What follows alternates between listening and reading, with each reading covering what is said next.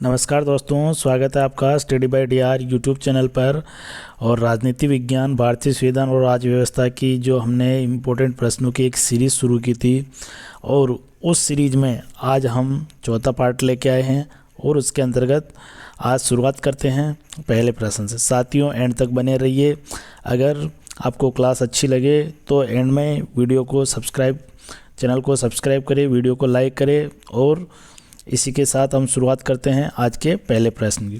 पहला प्रश्न है साथियों, केंद्रीय मंत्रिपरिषद सामूहिक रूप से उत्तरदायी होती है। तो केंद्रीय मंत्रिपरिषद सामूहिक रूप से किसके लिए उत्तरदायी होती है? तो साथियों, इसमें देखिए, सामूहिक रूप से पूछा है तो सामूहिक रूप से आ जाएगा लोकसभा के प्रति। किसके प्रति आ जाएगा? लोकसभा के प्रति। लेकिन अगर व्यक्तिगत रूप से पूछे, मान लीजिए कि एक मंत्री के लिए पूछे या व्यक्तिगत रूप से पूछे, तो व्यक्तिगत रूप से किसके प्रति उत्तरदायी होते हैं?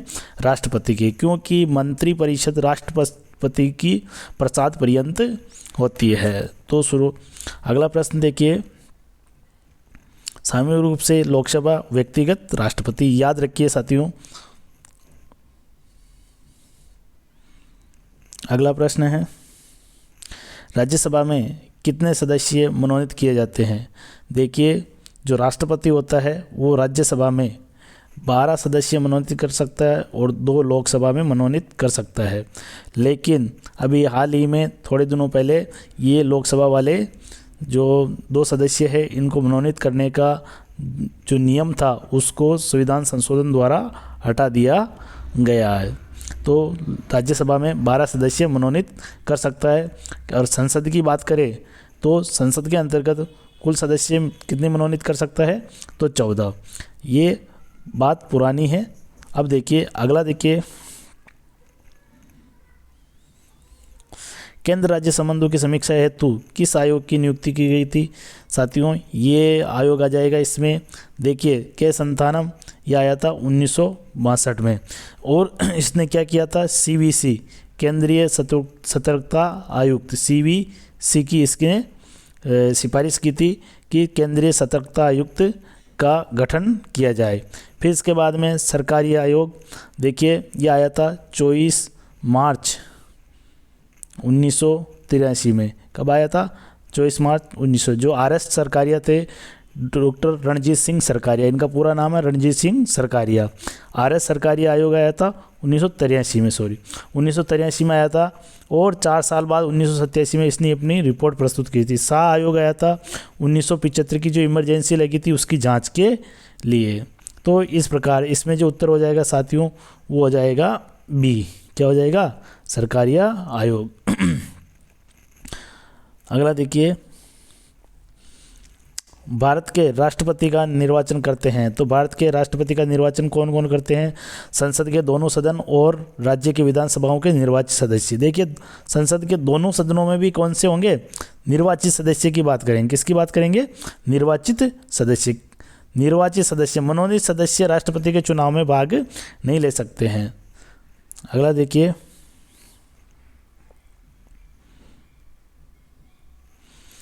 संघीय सूची में कितने विषय सम्मिलित किए गए हैं? तो संघीय सूची में कितने विषय सम्मिलित किए गए हैं? इसमें देखिए साथियों, जो संघ सूची है उसके अंतर्गत देखिए सूचियों का वर्णन है। भारत संविधान की जो अनुसूचियां हैं 7वीं अनुसूची के अंतर्गत है। 3 प्रकार की सूचियां हैं। कौन सी है? संघ, राज्य और समवर्ती सूची। देखिए, संघ सूची में विषय है 97। कितने हैं? 97। राज्य सूची में कितने विषय हैं? तो इसमें है 66। कितने विषय हैं? 66। और समवर्ती सूची में कितने विषय हैं? तो 47। इस प्रकार से वर्तमान में। तो देखिए कौन सा हो जाएगा इसके अंतर्गत? A ऑप्शन, यानी कि 97 हो जाएगा। अगला देखिए, सर्वोच्च न्यायालय के न्यायाधीश, देखिए सुप्रीम कोर्ट की बात कर रहा है। न्यायाधीशों की सेवानिवृत्ति की आयु है, तो उसके अंतर्गत सेवानिवृत्ति की जो आयु है वो देखिए वो है 65 वर्ष। और अगर हाई कोर्ट की बात करें, किसकी? हाई कोर्ट की, तो आ जाएगा 62 वर्ष। नियुक्ति कौन करता है? तो राष्ट्रपति करता है। अगला प्रश्न देखिए, लोकसभा अध्यक्ष का निर्वाचन करते हैं। देखिए लोकसभा अध्यक्ष का जो निर्वाचन होता है, लोकसभा के सदस्य मिलकर उन्हीं में से किसी एक को अध्यक्ष का चुनाव करते हैं या किसी एक को अध्यक्ष बनाते हैं। तो लोकसभा के सदस्य ही करेंगे, इसमें बी आंसर हो जाएगा। अगला देखिए, संसद का एक गैर सदस्य अधिकतम कितनी अवधि के लिए मंत्री बना रह सकता है। देखिए कोई भी सदस्य, चाहे आप और मैं, कोई भी हो, अगर वो संसद का सदस्य रहे बिना भी 6 महीने तक मंत्री रह सकता है, तो 6 माह, इसमें ऑप्शन हो जाएगा डी, 6 माह तक। अगला देखिए, राज्य के गवर्नर की नियुक्ति करते हैं। देखिए गवर्नर का अर्थ होता है राज्यपाल, और राज्यपाल की नियुक्ति कौन करता है? राज्यपाल की नियुक्ति करेगा राष्ट्रपति। अनुच्छेद 155 के तहत राज्यपाल राष्ट्रपति के प्रसाद पर्यंत होते हैं और व्यक्तिगत रूप से भी राष्ट्रपति के प्रति उत्तरदायी होते हैं। अगला देखिए,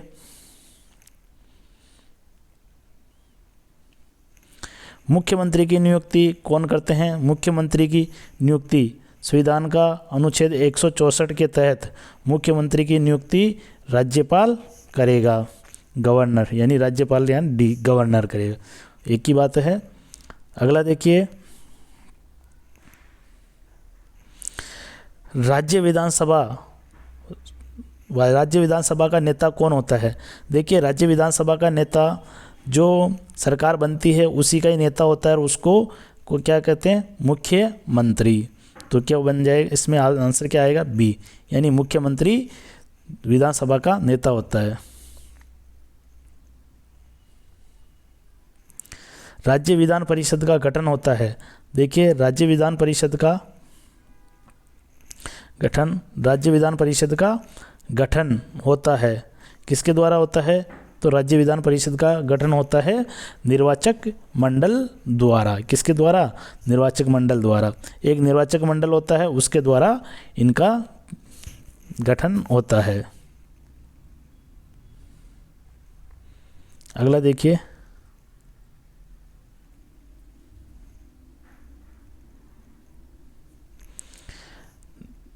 निम्न में से किस राज्य में विधान परिषद नहीं है? देखिए विधान परिषद किस में नहीं है? यूपी में है, बिहार में है, महाराष्ट्र में है, राजस्थान में विधान परिषद नहीं है।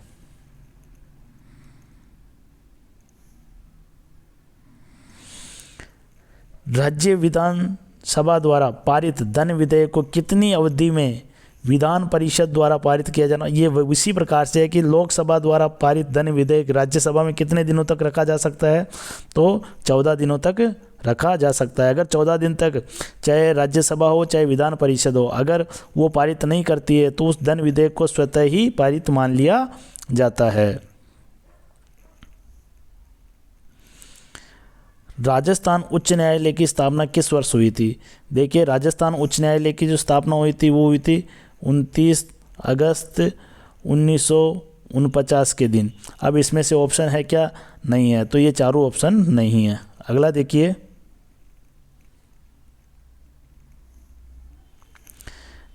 निम्न में से किस देश में बहुल कार्यपालिका है?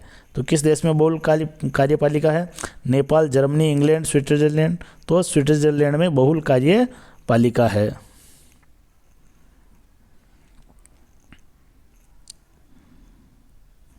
अगला है, किस मौलिक अधिकार को डॉक्टर अंबेडकर ने संविधान की आत्मा और हृदय कहा था? साथियों ये प्रश्न कई बार पूछा गया है, एग्जाम में हर बार पूछा जाता है।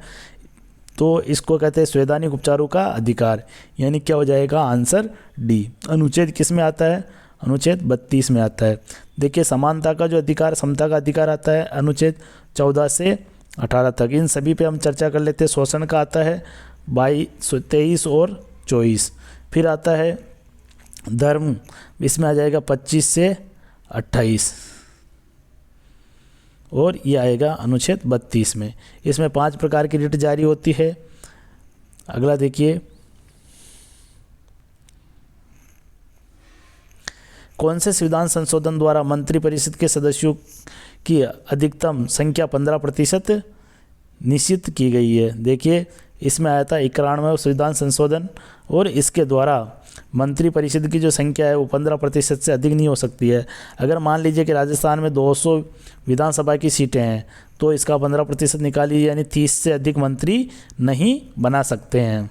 कौन सा? 91वां संविधान संशोधन कब आया था? 1989 में। कब आया था? 1989 में। अगला देखिए, भारत के राष्ट्रपति पद की अवधि पद ग्रहण करने की तिथि से 5 वर्ष होती है। देखिए ये बहुत ही इम्पोर्टेंट पॉइंट है, इसको आप ध्यान रख लीजिए कि पद ग्रहण तिथि से उसकी तिथि 5 वर्ष माना जाता है, न कि चुनाव की तिथि से या न ही उसके मतदान की तारीख से, इस प्रकार से। तो किंतु पुनर्निर्वाचन का पात्र है ये है। तो देखो पुनर्निर्वाचन और अवधि दोनों किस में आती है? 55 और 56 में। तो सॉरी 56 और 57 में। किस में आएगी? 56 और 57 में, ए ऑप्शन हो जाएगा। 53 और 54 में क्या आता है? 53 में शक्तियाँ आती है, 54 में चुनाव आता है, यानी चुनाव की प्रक्रिया आती है, चुनाव में कौन कौन भाग लेंगे। फिर अगला देखिए, भारत में स्थानीय शासन विषय है। देखिए स्थानीय शासन विषय राज्य सूची का विषय है, और किस में आता है? अनुच्छेद 243 में। किस में आता है? 243 में। और 243 से कैसे लेके ट तक पंचायती राज आता है। और भारतीय संविधान के कौन से अनुच्छेद? देखिए ये तो इसमें हो गया, और अनुच्छेद 40 भी पंचायतों के गठन की बात करता है। इस प्रकार से ये राज्य सूची का विषय है। और फिर आगे हम चर्चा और करेंगे पंचायती राज पे। अगला देखिए, आपातकाल के दौरान मूल अधिकारों के प्रवर्तन को कौन निलंबित कर सकता है? बहुत ही इम्पोर्टेंट प्रश्न है। निलंबित की बात कर रहे हैं तो निलंबित कर सकता है राष्ट्रपति। राष्ट्रपति अनुच्छेद 359 के तहत मूल अधिकारों का निलंबन कर सकता है, लेकिन अनुच्छेद 20 व 21 का निलंबन नहीं कर सकता है। अगला देखिए, अगर संशोधन की मूल अधिकारों में संशोधन कौन कर सकती है? तो संशोधन कौन करेगी बताइए? संसद। कौन करेगी? संसद। अगला देखिए प्रश्न, सूची फर्स्ट और सूची सेकंड से मेल कीजिए, दिए गए कूट में से सही का चयन कीजिए। यानी कि हमें क्या करना है? मिलाना है। तो देखिए मैं यहाँ पे नंबर डाल देता हूँ। ग्राम पंचायतों का गठन अभी बताया था, तो किस में आ जाएगा? अनुच्छेद 40 में। किस में आएगा? अनुच्छेद 40 में। इसमें आ जाएगा 3 नंबर। फिर इसके बाद में देखिए समान नागरिक संहिता, पहले भी बताया साथियों, समान नागरिक संहिता किस में आती है? 44 में। और 44 यानी कि 4 में। किस में है? 4 में। फिर अगला देखिए कृषि एवं पशुपालन, तो कृषि एवं पशुपालन आता है 48 में, यानी 2 नंबर। फिर इसके बाद में न्यायपालिका का कार्यपालिका से पृथक्करण, बहुत ही इम्पोर्टेंट प्रश्न। और क्योंकि इसके अंतर्गत न्यायपालिका और कार्यपालिका को पृथक होता था अलग अलग। जब भी कोई अलग अलग होगा तो 50-50 यानी 50-50, तो इसमें आ जाएगा अनुच्छेद 50, ये आ जाएगा 1। तो इसमें आ जाएगा 3-4-2-1। 3-4-2-1 किसमें है? 3-4-2-1, ये आ जाएगा इसमें ए। ऑप्शन क्या आ जाएगा? ए आ जाएगा। अगला देखिए साथियों, आपातकाल के दौरान मूल अधिकारों के प्रवर्तन को कौन निलंबित कर सकता है? ये प्रश्न रिपीट हो गया है। कौन करेगा? राष्ट्रपति।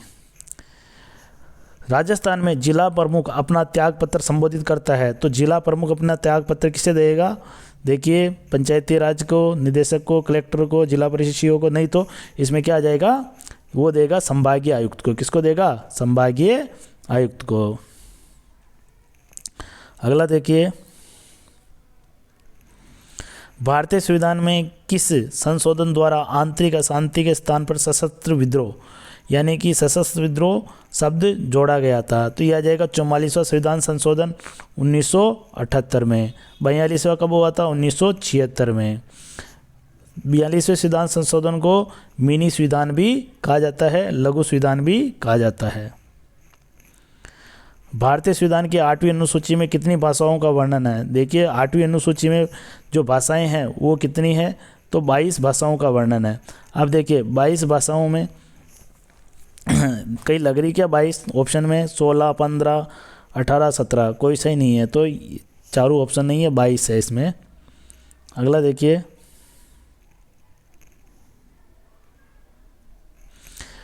भारत में सर्वप्रथम पृथक निर्वाचन प्रणाली जब मार्ले मिंटो सुधार आया था, कब आया था ये मार्ले मिंटो सुधार? 1909 के अंतर्गत। तो मुस्लिमों को पृथक निर्वाचन दिया गया था 1909 में। अब देखिए इन पे हम तीनों पे और चर्चा कर लेते हैं क्योंकि ये भी बहुत ही महत्वपूर्ण है। फिर 1919 में क्या हुआ था? 1919 में प्रांतों में द्वैध शासन, किस में आया था? प्रांतों में द्वैध शासन। फिर 1935 में क्या आया? केंद्र में द्वैध शासन। क्या आया? केंद्र में द्वैध शासन। और जो प्रांतों में द्वैध शासन था 1935 में उसको हटा दिया गया। इस प्रकार से आप याद रख लीजिए साथियों, बहुत ही इम्पोर्टेंट प्रश्नों की एक सीरीज चल रही है। आप हमारे साथ बने रहिए और हम कोशिश करेंगे कि आपके लिए जो एग्ज़ाम की दृष्टि से महत्वपूर्ण प्रश्न हैं उनको हर बार हम लाते रहेंगे। और ये जो क्लास है ये डेली चलती रहेगी, तो हमारे साथ बने रहिए साथियों। गवर्नर जनरल का पद पहली बार किस अधिनियम के अंतर्गत बनाया गया था? तो देखिए जब ईस्ट इंडिया कंपनी भारत पर धीरे धीरे अपना साम्राज्य स्थापित कर रही थी तो उस समय ब्रिटिश सरकार ने एक एक्ट पारित किया और उस एक्ट के तहत गवर्नर जनरल बनाया गया। और पहले जो बंगाल का गवर्नर हुआ करता था उस बंगाल के गवर्नर को ही गवर्नर जनरल बनाया गया। और ये पहला एक्ट था कौन सा? 1773 का रेगुलेटिंग एक्ट के नाम से जाना जाता है। और कौन बने थे? वारेन हेस्टिंग पहले गवर्नर जनरल बने थे। कौन बने थे? Warren Hastings. साथियों इससे पहले मेरी एक क्लास आई थी, उसके अंतर्गत संवैधानिक विकास यानी कि किस प्रकार से भारत में संविधान का विकास हुआ 1773 यानी रेगुलेटिंग एक्ट से लेकर और भारत स्वतंत्रता अधिनियम 1947 तक के जितने भी प्रावधान आए उन पे मैंने चर्चा की है। अगला देखिए, भारत के प्रधानमंत्री नियुक्त होते हैं। तो भारत के प्रधानमंत्री नियुक्त होते हैं, निर्वाचित होते हैं, मनोनीत होते हैं, चयनित होते हैं। देखिए भारत का जो प्रधानमंत्री होता है वो नियुक्त किया जाता है किसके द्वारा? राष्ट्रपति द्वारा। किसके द्वारा? राष्ट्रपति द्वारा। और अनुच्छेद 75 के तहत प्रधानमंत्री की नियुक्ति राष्ट्रपति करता है और उसकी सलाह पर अन्य मंत्रियों की नियुक्ति करता है। अगला देखिए, राष्ट्रपति द्वारा घोषित अध्यादेश की अधिकतम संभाव्यता अवधि होती है। तो जो अध्यादेश होता है वो अधिकतम 6 माह तक होता है। कितने माह तक? 6 माह तक। अगर 6 माह में संसद उस पर कानून बना देती है तो वह कानून बन जाता है, अगर नहीं होता है तो वह स्वतः ही रद्द हो जाता है।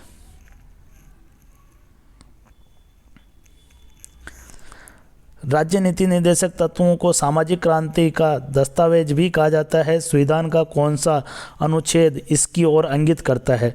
देखिए राज्य के जो नीति निर्देशक तत्व है वो पहली बात तो भाग 4 के अंतर्गत है और भाग 4 में कहाँ से? अनुच्छेद 36 से 51 तक है। अब इसके अंतर्गत ये कह रहा है कि सामाजिक क्रांति का वर्णन किस में है?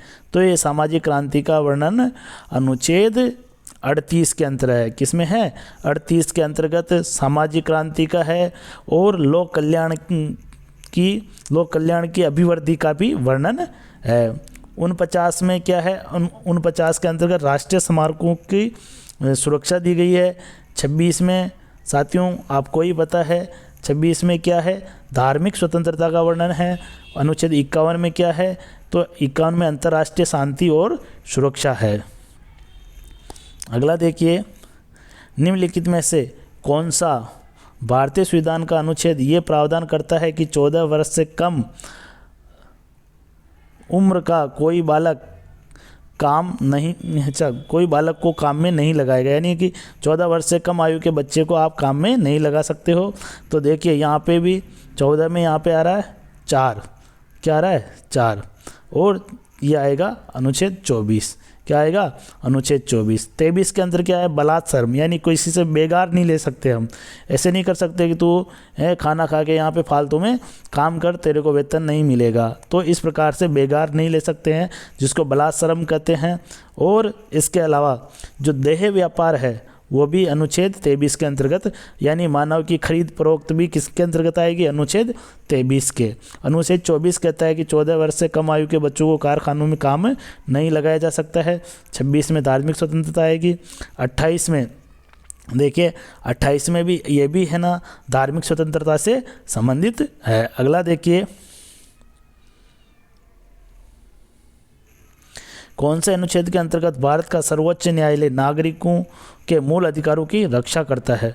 देखिए, इसमें आ जाएगा साथियों, जो मूल अधिकारों की रक्षा वो होती है रिट जारी करना, यानी कि रिट जारी करता है सर्वोच्च न्यायालय। रिट किसके द्वारा जारी करता है?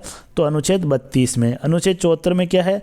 तो राष्ट्रपति को सलाह देने के लिए एक मंत्री परिषद होगी। किसका? मंत्री परिषद का वर्णन है।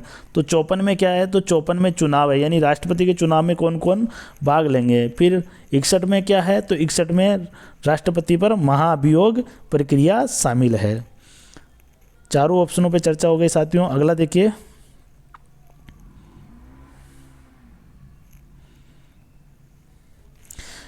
संविधान के किस संशोधन द्वारा भारत में महिलाओं के लिए ग्राम पंचायतों में 30% स्थान आरक्षित है? देखिए साथियों, ये 30% नहीं है, यहाँ पे 33% है। कितना है? 33, यानी 1/3 स्थान आरक्षित है। तो ये किस में है? ये 73वें संविधान संशोधन में। अभी हाल ही में इसका प्रश्न पूछा गया था कि आरक्षण से संबंधित कौन सा अनुच्छेद है? तो इसमें आ जाएगा 243D। क्या आ जाएगा? 243D। जो पंचायती राज है वो 243 क से लेकर कहाँ तक है? ट तक है। कहाँ तक है? ट तक है। अगला देखिए,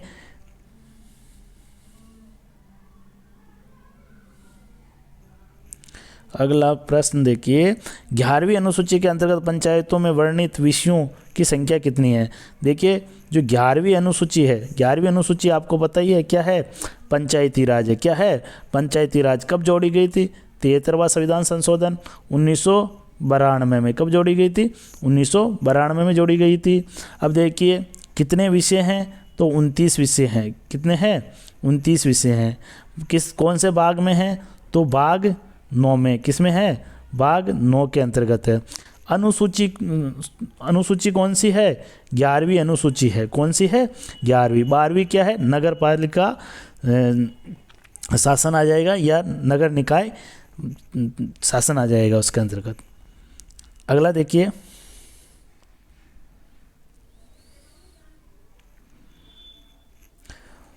भारतीय संविधान के किन अनुच्छेद के अंतर्गत के अंतर्गत संसद राज्य सूची के विषय पर कानून बना सकती है? देखिए, इसके अंतर्गत जो विधायी शक्तियां हैं, विधायी शक्तियों के अंतर्गत जो संसद है वो राज्य सूची के विषय पर कानून बना सकती है। तो अगर राज्य सूची के महत्व, तो वो हो जाएगा अनुच्छेद 249। देखिए, इसको हम ऐसे भी हल कर सकते हैं।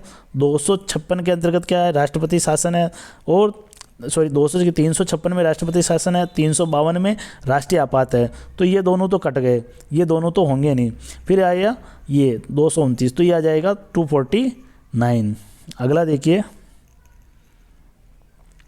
भारतीय संविधान के 42वें संशोधन द्वारा राज्य के नीति निर्देशक सिद्धांतों के अध्याय में कुछ निर्देश जोड़े गए हैं। ये निर्देश है। देखिए, 42वां संविधान संशोधन हुआ था, तो राज्य के नीति निर्देशक तत्वों में कुछ प्रावधान जोड़े गए थे। और कब हुआ था? ये 1976 में हुआ था 42वां संविधान संशोधन। जो 42वां संविधान संशोधन है उसके अंतर्गत साथियों इतने संशोधन किए, उस समय इंदिरा गांधी की सरकार थी, तो इंदिरा गांधी ने इतने संशोधन किए, राष्ट्रपति को सलाह मानने के लिए बाध्य कर दिया। इसके अलावा प्रस्तावना में संशोधन कर दिया, और इसके अलावा मौलिक अधिकारों में कर दिया, राज्य के नीति निर्देशक तत्वों में संविधान संशोधन कर दिया। इसलिए उसको मिनी संविधान का भी नाम दिया जाता है। तो इसके अंतर्गत समान न्याय एवं निःशुल्क कानूनी सहायता व्यवस्था, ये अनुच्छेद 39 क है, ये क्या है 39 क में ये वर्णन है। प्रबंध में मजदूरों के लिए भागीदारी, ये 43 के में जोड़ा गया इसको। फिर है वन्य जीव सुरक्षा, तो वन्य जीव सुरक्षा को जोड़ा गया है 48 के में। किस में जोड़ा गया? 48 के में। विशेष परिस्थितियों में बाल श्रम का समर्थन करना, देखिए बाल श्रम यानी चौथा नहीं है, बाल श्रम का समर्थन कहीं नहीं लिखा हुआ है, तो जिसमें भी 4 आ रहा है उसको काट दीजिए साथियों। अब देखिए 4 किस में आ रहा है, इसमें है, इसको काट दीजिए, इसको काट दीजिए, इसको काट दीजिए, 1 2 3, ये आंसर हो जाएगा। हमेशा आपको आंसर इसी प्रकार से हल करने हैं एग्जाम में, ताकि आपको इसकी जो आंसरों की जो आपकी एक्यूरेसी है वो अच्छी रहे। अगला देखिए, निम्नलिखित में से किसने नीति निर्देशक तत्वों को ऐसा चेक बताया कि जिसका भुगतान बैंक की सुविधा पर निर्भर करता है? तो ये है केटी शाह। कौन है ये? केटी शाह है।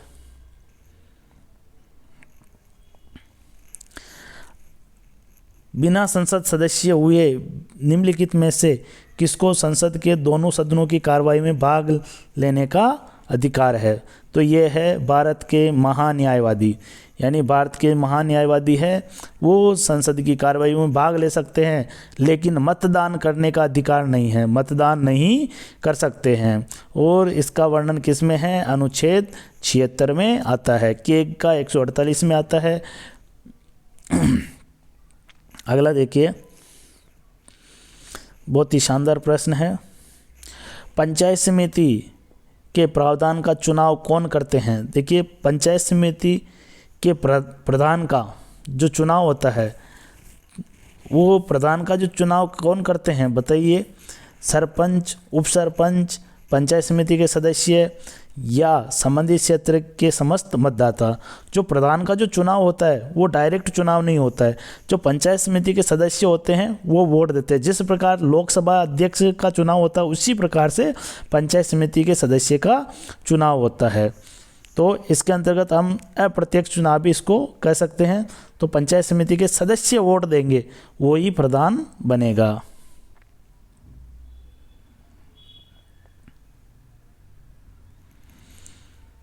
किसी विधेयक पर मतभेद होने पर संसद के दोनों सदनों की संयुक्त बैठक बुलाई जाने पर उसकी अध्यक्षता कौन करेगा? देखिए इसमें 2 प्रश्न छिपे हुए हैं। पहला तो कि संयुक्त अधिवेशन बुलाएगा कौन, दूसरा अध्यक्षता कौन करेगा। तो देखो संयुक्त अधिवेशन तो बुलाएगा राष्ट्रपति, अध्यक्षता करेगा लोकसभा अध्यक्ष। अधिवेशन किस में बुलाते हैं? 108 में, यानी कि इमरजेंसी, मान लो इसको इमरजेंसी है, आप याद रख सकते हो कि अनुच्छेद कौन सा आएगा? 108। 108 में संयुक्त अधिवेशन होता है।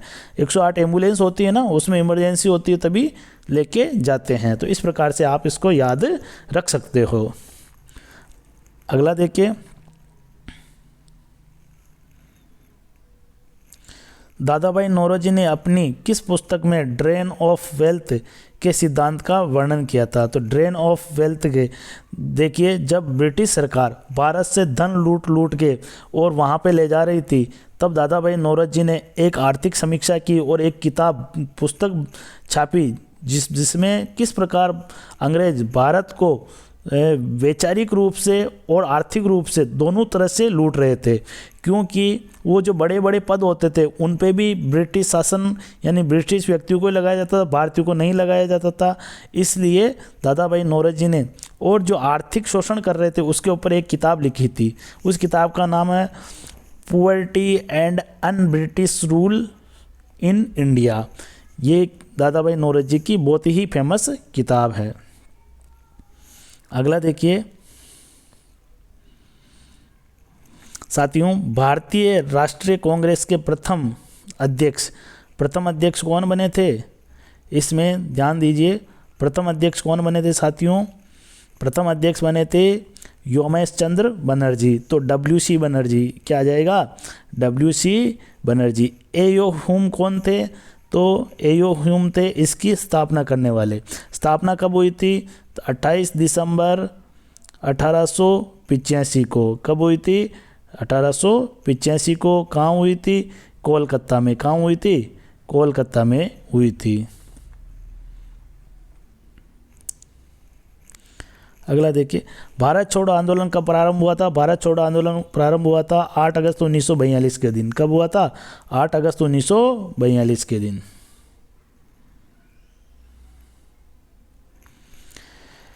किन्हें भारत का महावृद्ध व्यक्ति कहा जाता है? तो ये कहा जाता है, सबसे बुजुर्ग व्यक्ति थे दादा भाई नौरोजी जी, उनको भारत का महावृद्ध व्यक्ति कहा जाता है।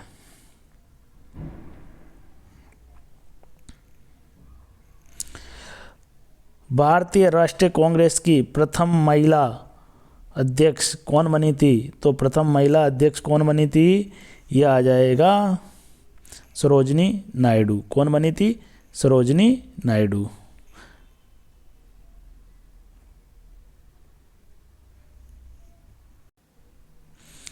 अगला देखिए, लाठी के जो प्रहार मेरे ऊपर किए जा रहे हैं वे एक दिन ब्रिटिश साम्राज्य की ताबूत की कीले सिद्ध होगी। उक्त कथन किसका है? देखिए साथियों, ये जो कथन है ये लाला लाजपत राय का है। किसका है? लाला लाजपत राय का। लाला लाजपत राय जब साइमन कमीशन आया था, और साइमन कमीशन कब आया था? 1927 में। 1927 में आया था, तो उसका विरोध कर रहे थे। विरोध करते समय अंग्रेज किसी ब्रिटिश व्यक्ति ने, यानी ब्रिटिश सेना ने या ब्रिटिश पुलिस ने क्या किया, उन पे लाठियां बरसाई और उन पे सिर पे चोट आने के कारण कुछ समय बाद में उनकी मृत्यु हो जाती है। तो ये कथन लाला लाजपत राय का है। निम्नलिखित जोड़ों में से कौन सा युग्म सही नहीं है? देखिए कौन सा युग्म सही नहीं है? तो साइमन कमीशन बिल्कुल सही है, और नमक सत्याग्रह यानी कि दांडी यात्रा 1930 सही है। गांधी इरविन समझौता 1931 सही है। वेवेल योजना ये 1944 नहीं है, ये 1945 है। क्या है? 1945। तो डी गलत है। अगला देखिए, भारतीय संविधान के निम्न में से किस अनुच्छेद के अंतर्गत मौलिक अधिकारों के प्रवर्तन का निलंबन किया जा सकता है? अब देखिए, ये प्रश्न पहले आया था निलंबन कौन करेगा। अब की बार इसने क्या पूछा है कि निलंबन कौन से अनुच्छेद में आएगा, यानी कि किस में आएगा?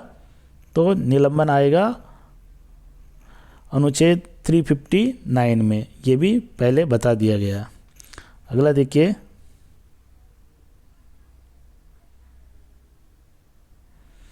निम्नलिखित में से कौन सा शब्द भारतीय संविधान की प्रस्तावना में उल्लेखित नहीं है? तो भारतीय संविधान की प्रस्तावना में उल्लेखित संप्रभु, धर्मनिरपेक्ष, लोकतंत्रीय तीनों ही है। चौथा ऑप्शन संघीय नहीं है। अगला देखिए, संविधान के किस संशोधन अधिनियम द्वारा भारत की महिलाओं को ग्राम पंचायतों में 30% आरक्षण स्थान? देखिए ये प्रश्न रिपीटेड हो गया है, तो कितना आ जाएगा इसमें? 73वां संविधान संशोधन। क्या आएगा इसमें? 73वां संविधान संशोधन।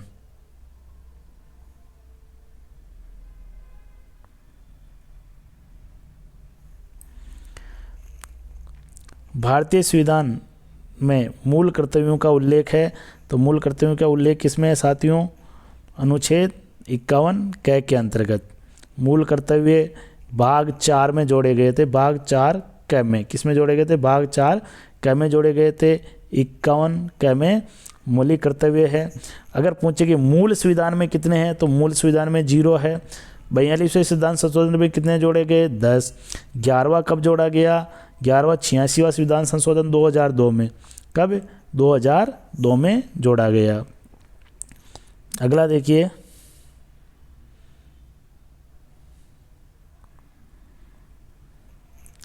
भारत के प्रधानमंत्री का निर्वाचन होता है। देखिए भारत के प्रधानमंत्री का जो निर्वाचन होता है, यहाँ से लोकसभा सदस्य के रूप में होता है, लेकिन प्रधानमंत्री कैसे बनते हैं? तो लोकसभा के बहुमत दल के द्वारा, यानी कि जिसका बहुमत होता है वो प्रधानमंत्री नियुक्त होता है। योजना आयोग के प्रथम अध्यक्ष कौन है? देखिए प्रथम अध्यक्ष कौन है, तो प्रथम अध्यक्ष इसके प्रधानमंत्री होते हैं। योजना आयोग के जो पदेन अध्यक्ष होते हैं वो प्रधानमंत्री होते हैं। प्रथम प्रधानमंत्री कौन थे? नेहरू जी थे। तो यानी योजना आयोग के प्रथम अध्यक्ष कौन होंगे? पंडित जवाहरलाल नेहरू।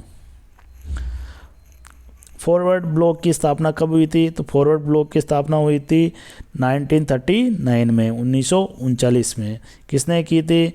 तो नेताजी सुभाष चंद्र बोस ने की थी। जनसंघ का संस्थापक कौन है? जनसंघ का संस्थापक है श्यामा प्रसाद मुखर्जी। ये वही जनसंघ है जो कि बाद में बीजेपी बना। क्या बना? बीजेपी। क्या बना? बीजेपी। अभी वर्तमान में बीजेपी है, जो पहले जनसंघ हुआ करता था। भारतीय संविधान अर्थ संघात्मक है। उक्त कथन किसका है? तो उक्त कथन है कैसी वियर का। किसका है? कैसी वियर का। अगला देखिए, भारतीय संविधान का स्वर्ग है। देखिए ये इसमें थोड़ा मिस्टेक है। भारतीय संविधान यहाँ पे वकीलों का स्वर्ग है। किसका है? वकीलों का। और वकीलों का स्वर्ग है, ये किसने कहा था? ये कहा था आइवर जेनिंग ने। किसने कहा था? आइवर जेनिंग्स ने। अगला देखिए, किस प्रधानमंत्री के शासनकाल में दल बदल विरोधी विधेयक पास हुआ? देखिए दल बदल का मतलब होता है 10वीं अनुसूची। 10वीं अनुसूची कब आई थी? यह आई थी 52वां संविधान संशोधन। और कौन सा? 1985 में। कब आई थी? 1985 में। और 1985 में कौन प्रधानमंत्री थे? तो 1985 में राजीव गांधी प्रधानमंत्री थे।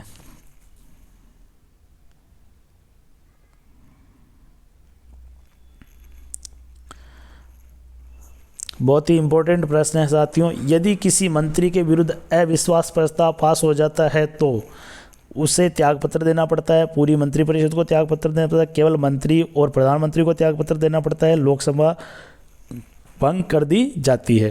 तो इसमें देखिए जो मंत्रिपरिषद होती है वो सामूहिक रूप से उत्तरदायी होती है। सामूहिक का मतलब उसका एक कोई भी मंत्री एक कार्य करेगा तो वो पूरी मंत्रिपरिषद की सलाह मानी जाएगी। तो अगर वो मंत्रिपरिषद किसी मंत्री के खिलाफ अविश्वास प्रस्ताव पारित हो गया तो इसको मतलब ये समझो कि पूरी मंत्रिपरिषद के खिलाफ प्रस्ताव पारित हो गया। और जब मंत्रिपरिषद पूरी के खिलाफ होता तो त्यागपत्र देना ही पड़ता है। यानी कि इसमें क्या आ जाएगा? आंसर बी आ जाएगा। बी हो जाएगा। पूरी मंत्रिपरिषद को त्यागपत्र देना पड़ेगा। उसमें प्रधानमंत्री भी शामिल हो गया। निम्नलिखित में से किस रीट का अर्थ है कि हम आदेश देते हैं? देखिए आदेश का अर्थ है परमादेश में। किस में आएगा? परमादेश में। 5 प्रकार की रीट जारी करता है सुप्रीम कोर्ट और हाई कोर्ट। देखिए सुप्रीम कोर्ट तो करता है अनुच्छेद 32 में और हाई कोर्ट करता है अनुच्छेद 226 में। अब देखिए कितने 5 प्रकार की है। बंदी प्रत्यक्षीकरण है, परमादेश है, उत्प्रेषण है, अधिकार परीक्षा है और एक है प्रतिषेध। क्या है? प्रतिषेध। ये 5 प्रकार की रीट जारी करेगा। अगला देखिए, भारतीय संसद की उच्च सदन की अध्यक्षता। उच्च सदन का अर्थ होता है राज्यसभा। राज्यसभा के पदेन सभापति होते हैं उपराष्ट्रपति। जो भारत के जो उपराष्ट्रपति होंगे वही राज्यसभा के पदेन सभापति होंगे। ये किस में आता है? अनुच्छेद 64 के अंतर्गत आता है। किस में आता है? अनुच्छेद 64 में। भारतीय संसद की कार्रवाई में शून्य काल का अर्थ होता है। देखिए शून्य काल जो होता है जब प्रश्नकाल चलता है और प्रश्नकाल के तुरंत बाद जो समय होता है वो कहलाता है शून्य काल। तो बीच में जो गैप होता है यानी 12 से 1 बजे के बीच का गैप कहलाता है शून्यकाल। तो प्रश्नकाल के अंत यानी बाद हो गया प्रश्नकाल के अंत में और कार्यसूची में लिखे दूसरे विषयों के बीच के मध्यांतर यानी डी आंसर हो जाएगा। अगला देखिए, भारतीय संविधान का निम्न में से कौन सा अनुच्छेद, अच्छा ये तो आ गया रिपीट हो गया भैया, ये हो गया, ये आ जाएगा अनुच्छेद 24, 14 वर्ष से कम वर्ष। निम्नलिखित में से किस राज्य ने सबसे पहले पंचायती राज संस्था लागू की? तो पंचायती राज संस्था लागू करने वाला राजस्थान, हमारा प्यारा राजस्थान है। कब लागू हुई थी? तो 2 अक्टूबर 1959 के दिन नागौर के बागदरी गांव से पंडित जवाहरलाल नेहरू ने इसका उद्घाटन करके शुभारंभ किया। उसके तुरंत बाद में कहाँ से लागू हुई? 2 अक्टूबर के, और 9 दिन बाद में यानी 11 अक्टूबर को आंध्र प्रदेश से लागू हो जाती है।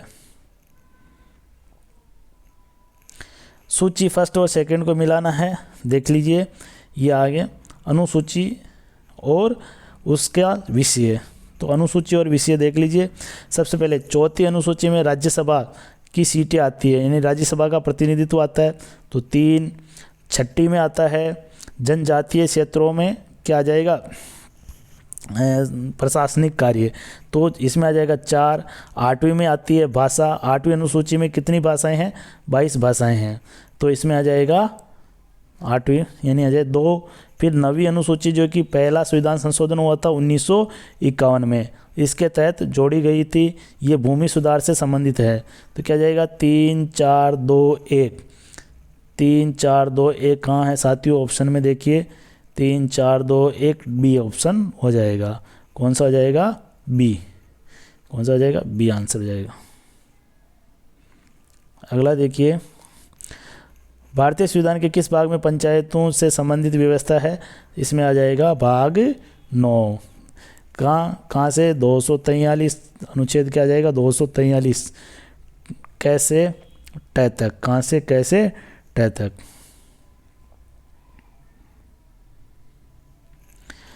भारतीय संविधान के किस अनुच्छेद के अंतर्गत सर्वोच्च न्यायालय के तदर्थ न्यायाधीशों की नियुक्ति की व्यवस्था की गई है? देखिए 124 में तो आएगा सुप्रीम कोर्ट।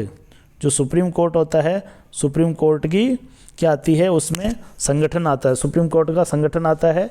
और 25 के अंतर्गत अन्य न्यायाधीशों की नियुक्ति आती है। और 26 के अंतर्गत देखिए 26 के अंतर्गत कार्यकारी न्यायाधीश होता है, उनकी नियुक्ति आती है। 27 में तदर्थ न्यायाधीशों की नियुक्ति आएगी। किसकी आएगी? तदर्थ को कहते हैं एडोक जज। देखिए एडोक जज क्या होते हैं कि जब सुप्रीम कोर्ट में जजों की कमी चल रही होती है, तो उस समय राष्ट्रपति क्या करता है कि तदर्थ न्यायाधीशों की नियुक्ति करता है, और जो पुराने रिटायरमेंट हो गए हैं न्यायाधीश, उनको वापस पुनः सुप्रीम कोर्ट में कार्य करने के लिए बुलाते हैं। उसे कहते हैं तदर्थ न्यायाधीश या एडोक जज कहते हैं उनको।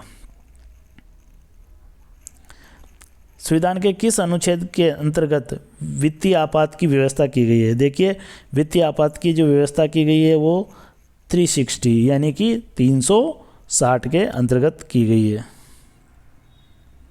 3 प्रकार के आपातकाल होते हैं, 352, 356, 360। राष्ट्रीय और राष्ट्रपति शासन और वित्तीय आपात।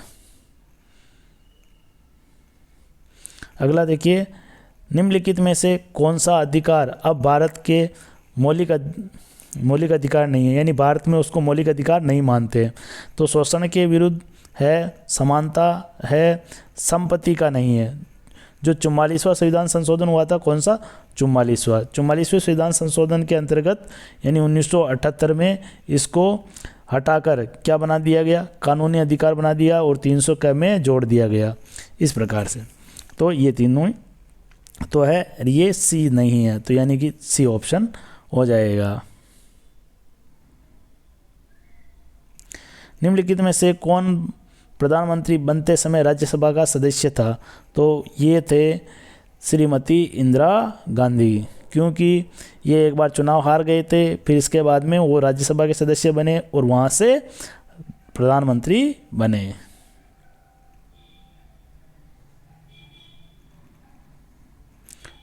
मौलिक कर्तव्यों का विचार लिया गया है। देखिए मौलिक कर्तव्यों का जो विचार है वो कहाँ से लिया गया है?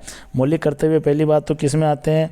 अनुच्छेद 51 क में। कितने हैं अभी वर्तमान में? 11 कर्तव्य हैं। अब देखिए किस में आते हैं? भाग 4 क में। तो ये लिए गए हैं सोवियत संघ से। किससे लिए गए हैं? सोवियत संघ से। संसद में भारतीय राष्ट्रपति पर महाभियोग क्या है? देखिए ये बहुत ही इम्पोर्टेंट प्रश्न है।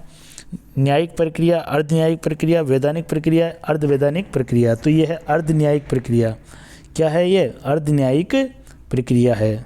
किस में आएगी बताइए? अनुच्छेद 61 के अंतर्गत। किस में? अनुच्छेद 61 में।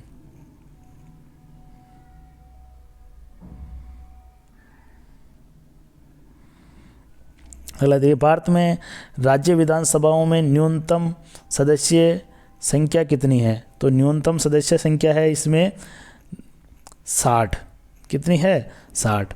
देखिए, न्यूनतम 60 और अधिकतम 500 है, यानी किसी भी विधानसभा के अंतर्गत 500 से अधिक नहीं हो सकती है और 60 से कम नहीं हो सकती है। लेकिन फिर भी है ना, जैसे गोवा है तो गोवा में 40 ही है। बहुत सारे ऐसे राज्य हैं जहाँ पर ये अपवाद है। निम्नलिखित में से कौन सा विषय संघ सूची का नहीं है? नहीं पूछा है, संघ सूची का नहीं है।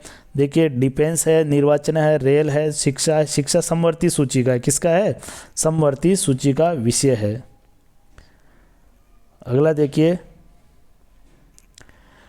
1857 का विद्रोह प्रारंभ हुआ था। 1857 का विद्रोह प्रारंभ हुआ था मेरठ से। कब? तो 10 मई को। कब हुआ था? 10 मई को मेरठ में 1857 की क्रांति का बिगुल बज गया था।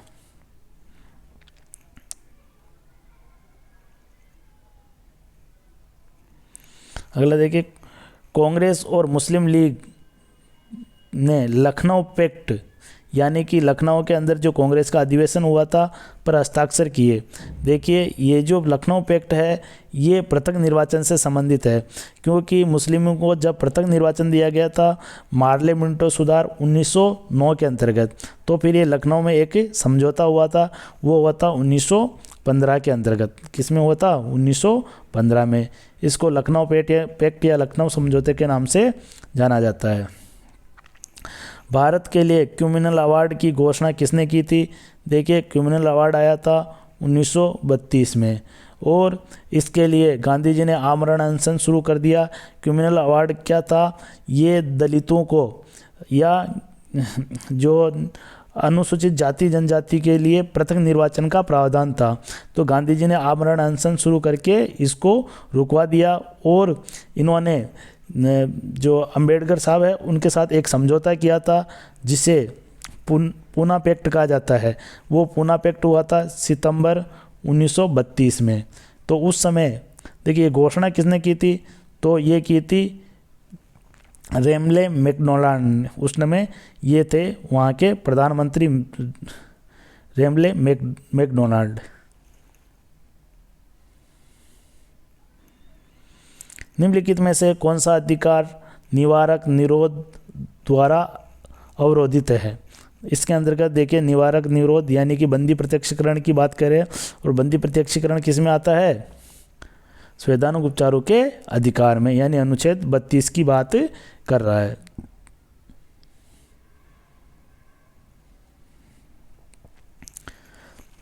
भारतीय संविधान के कौन से भाग में पंचायती राज की अवधारणा है? देखिए, पंचायती राज की जो अवधारणा है कौन से भाग में है? या तो भाग तो दिया ही नहीं है, तो इसमें देखिए प्रस्तावना, मूल कर्तव्य, राज्य के नीति निर्देशक तत्व या प्रथम अनुसूची।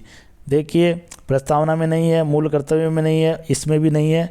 देखिए, राज्य के नीति निर्देशक तत्वों में अनुच्छेद 40 आपको पता है, वो पंचायतों का गठन की बात करता है, तो ये इससे संबंधित हो जाएगा।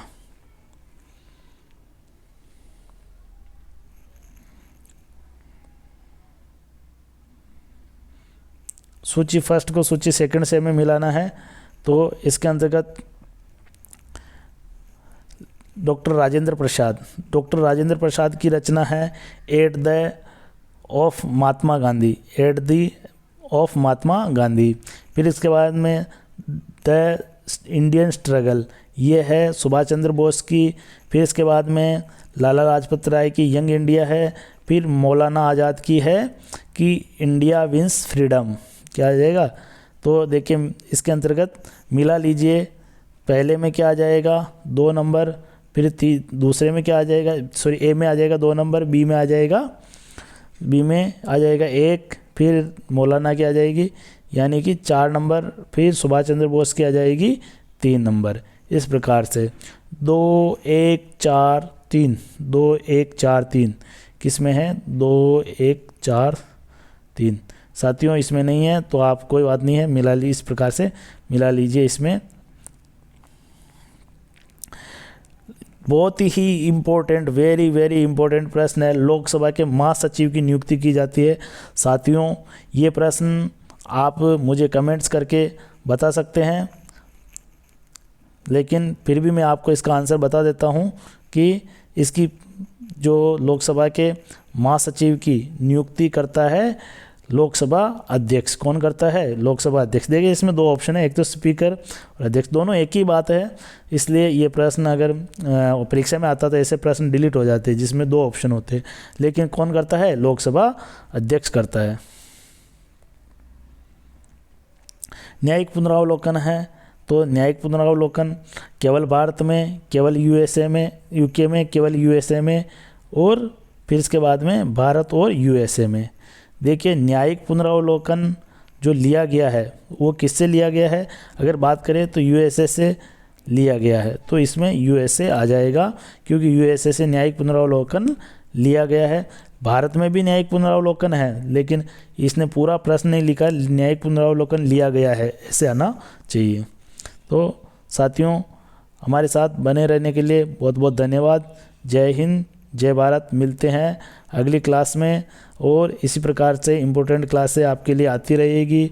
आप चैनल को सब्सक्राइब करें, शेयर करें, लाइक करें। धन्यवाद।